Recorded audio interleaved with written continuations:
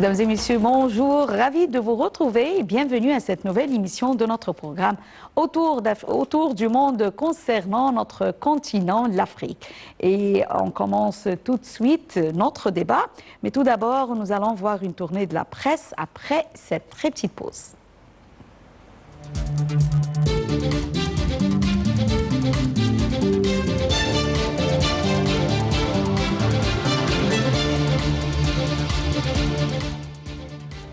Et commençons la revue de la presse concernant les nouvelles africaines avec Slat Afrique où nous lisons Angola, le prince Harry ému de marcher dans les pas de Diana pour dénoncer les mines. Le prince Harry a honoré vendredi avec émotion le travail de sa mère Diana en Angola en marchant dans une rue construite sur un ancien champ de mines antipersonnel où la princesse de Galles s'était rendue peu avant sa mort en 1997. Ma mère a marché dans un champ de mines qui est désormais une rue animée de Huambo, la deuxième ville d'Angola au centre-ouest du pays, a déclaré le duc de Success au 5e jour de sa visite officielle en Afrique australe. Et enchaînons la revue de la presse avec Africa News où nous lisons Maroc, plusieurs centaines de personnes manifestent pour le climat. Plusieurs centaines de Marocains se sont rassemblés vendredi à Casablanca et Rabat pour appeler les responsables politiques de la planète à agir face à l'urgence climatique. La protection de l'environnement a été érigée en priorité par l'État marocain qui adopte volontiers une communication prolixe sur ce thème depuis qu'il a accueilli la COP 22 en 2017. Et enchaînons avec RFI où nous lisons Côte d'Ivoire, la nouvelle commission électorale indépendante prête serment. Les 15 membres de la nouvelle commission électorale indépendante, CEI, ont prêté serment devant le Conseil constitutionnel ce vendredi. 3 membres ont été proposés par le RHDP, 3 par des partis d'opposition, 6 par la société civile et 3 par des institutions. Un à un, les 15 membres de la nouvelle CEI prêtent serment devant le président du Conseil constitutionnel, Mamadou Koné, qui insiste sur leur indispensable impartialité et nécessaire indépendance.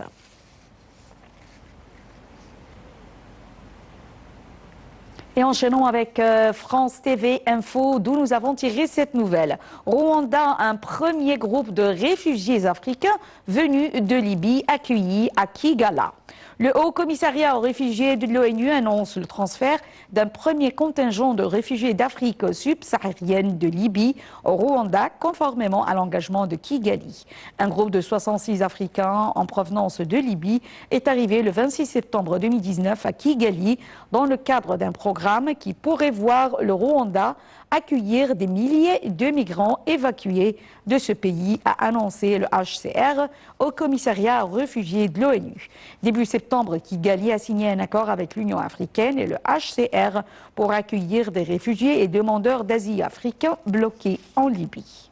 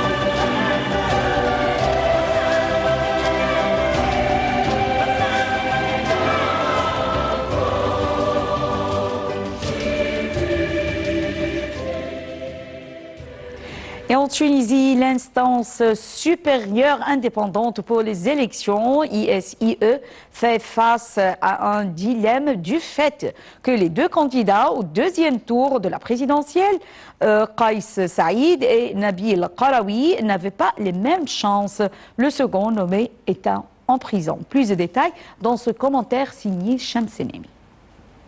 Estimant que son rôle ne se résume pas à gérer la logistique liée au scrutin, mais consiste essentiellement à protéger le processus démocratique, l'instance supérieure indépendante pour les élections en Tunisie, ISI, dit se trouver en situation embarrassante dans la mesure où les deux candidats au second tour du scrutin présidentiel, Kais Saïd et Nabil Qarawi, n'ont pas les mêmes chances, ce dernier étant toujours en détention.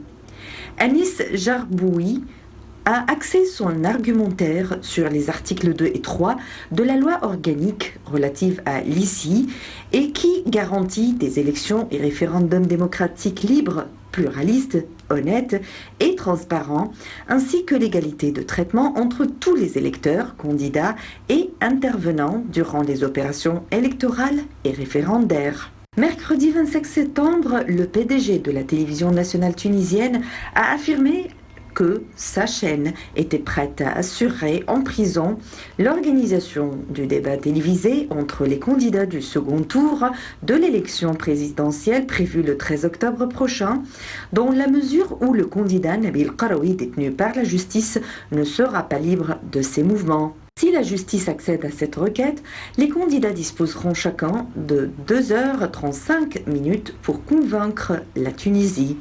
Et le premier débat abordera le thème de sûreté nationale.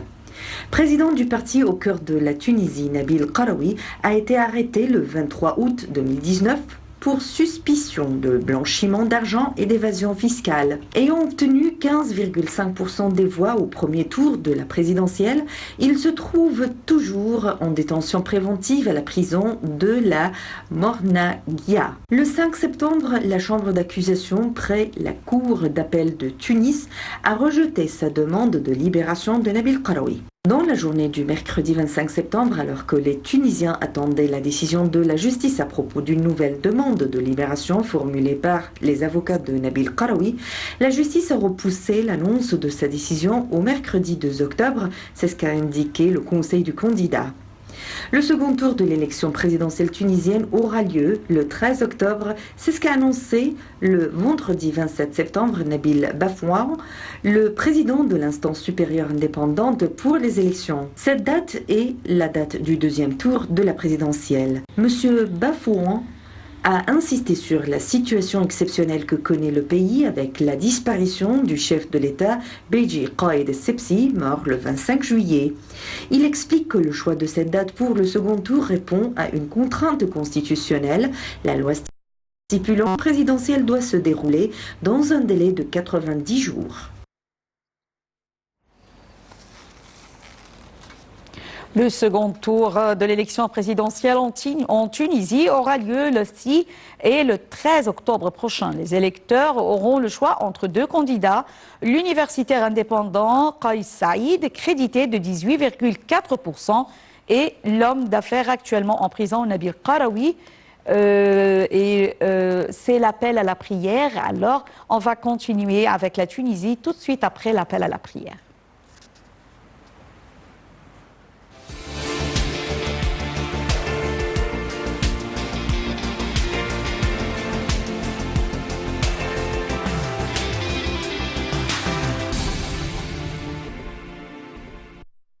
الله أكبر الله أكبر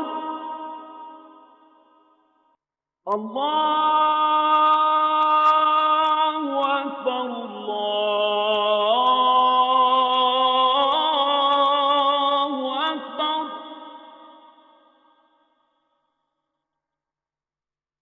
أشهد أن لا إله إلا الله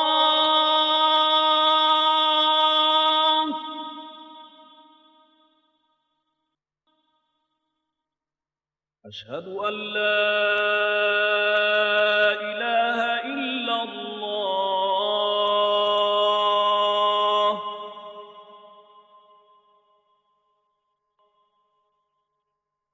أشهد أن محمدا رسول الله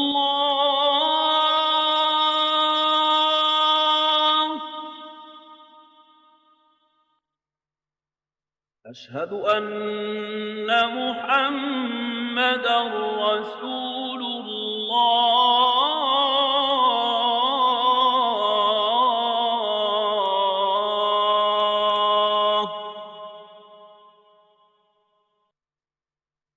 حي على الصلاة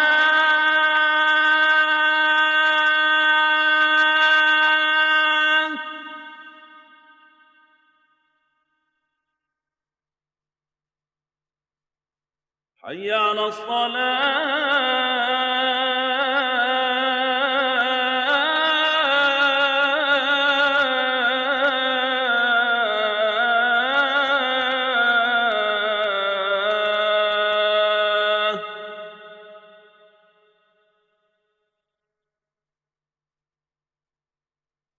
حي على الفلاح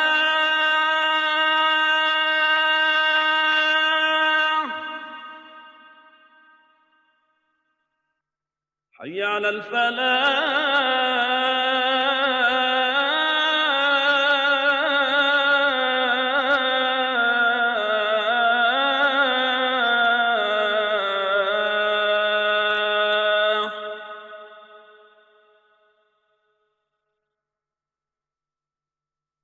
الله أكبر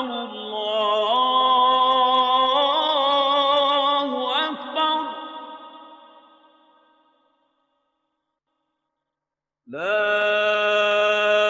إله إلا الله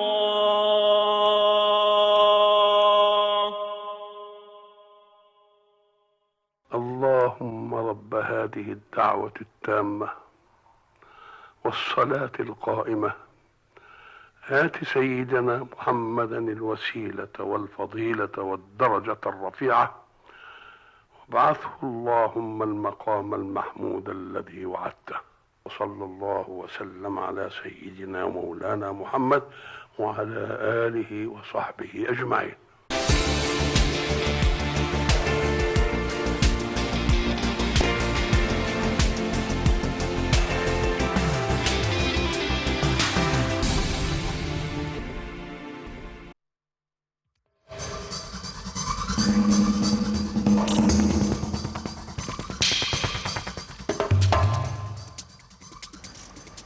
Nous étions en train de parler de la Tunisie et j'ai le plaisir d'avoir en ligne avec moi actuellement Dr Mostafa Tamem, analyste politique. Bonjour Dr Tamem. Bonjour à vous. Bonjour.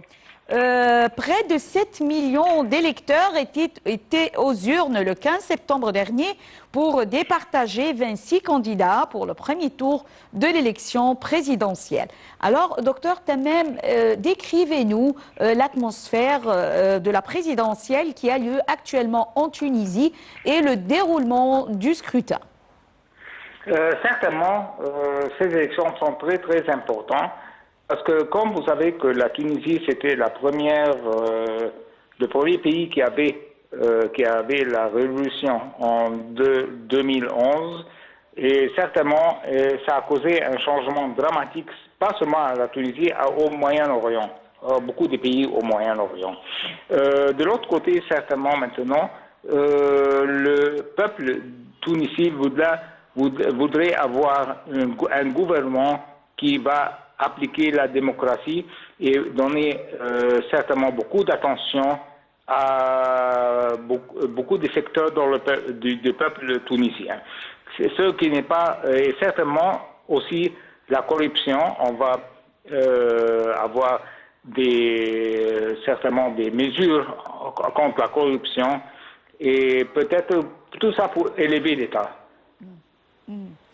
Docteur Tamem, comment voyez-vous le taux d'électeurs, le taux de la participation aux élections présidentielles en Tunisie qui a déjà préparé le premier tour?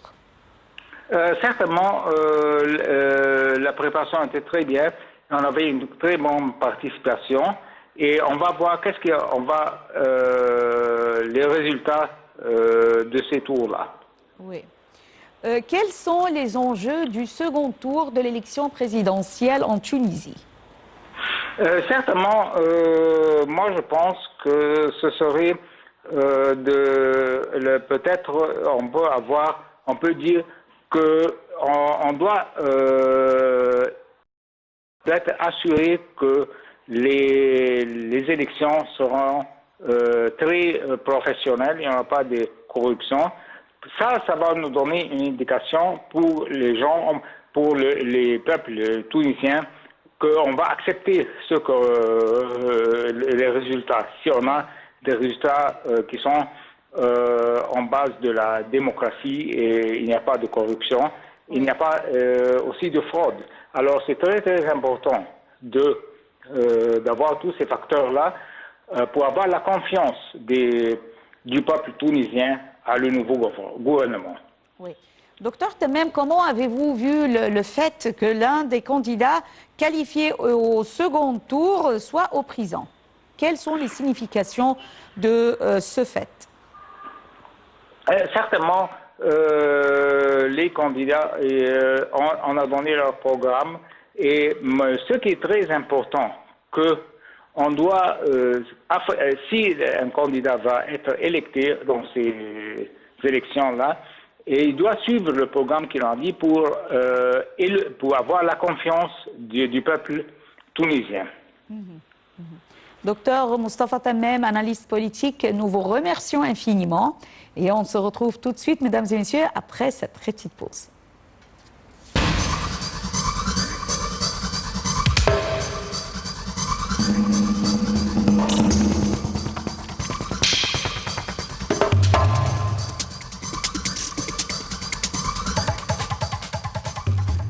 Les autorités nigérianes mettent les bouchées doubles pour retrouver les familles des personnes libérées récemment dans une école. D'après les premiers résultats de l'enquête, certains ont été victimes d'abus sexuels enchaînés durant leur captivité. Les traces de coups sont encore visibles sur leur corps. Le point avec Dalia Karam. Ont cherché samedi à retrouver les familles de centaines d'hommes et de garçons libérés d'une école où certains avaient été enchaînés victimes d'abus sexuels et de torture. La police a libéré jusqu'à 400 prisonniers âgés de 6 à 50 ans de la maison de Kaduna dans le nord du Nigeria lors d'un raid jeudi.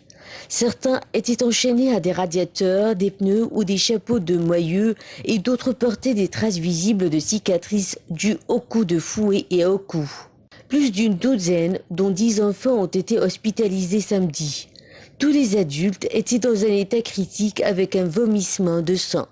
La police a installé un camp de fortune pour les autres à la périphérie de la ville et a essayé d'enregistrer les captifs libérés. Dans l'un des bâtiments du camp, des enfants ont fait la queue pour enregistrer leur nom sur une liste. Ils ont ensuite ri et joué avant de se faire servir une assiette de nouilles. Dehors, des dizaines de parents, des visages tourmentés d'inquiétude, se sont rassemblés pour aller chercher leurs enfants. Certains avaient pavé les frais de scolarité aux hommes qui dirigeaient la maison, croyant que c'était une école islamique, alors que d'autres la considéraient comme un établissement correctionnel sans attente d'enseignement. Le porte-parole de la police de l'État de Kaduna, Yakubu Sabo, a déclaré que le traitement déshumanisé découvert avait rendu impossible la possibilité de considérer la maison comme une école islamique.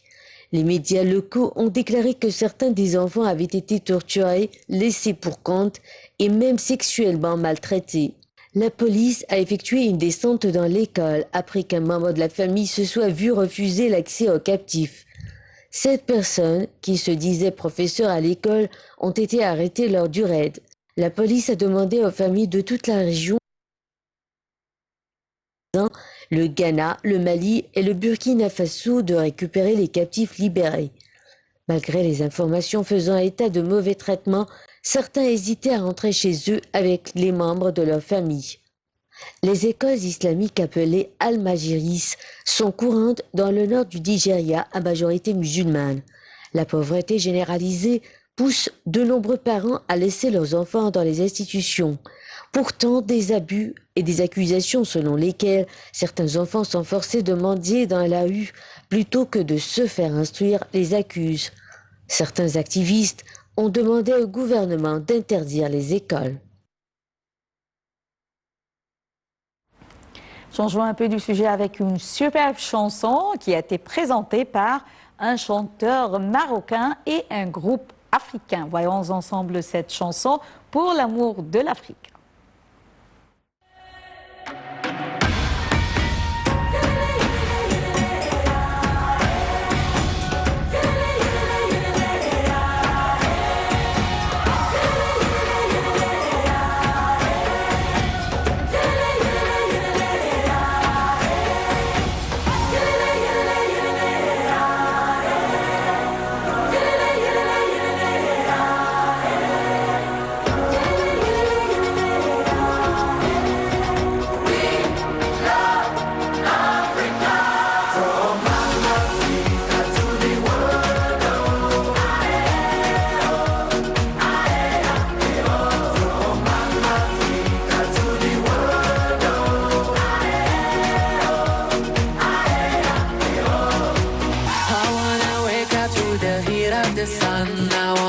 I wanna feel it right inside me. Oh yeah.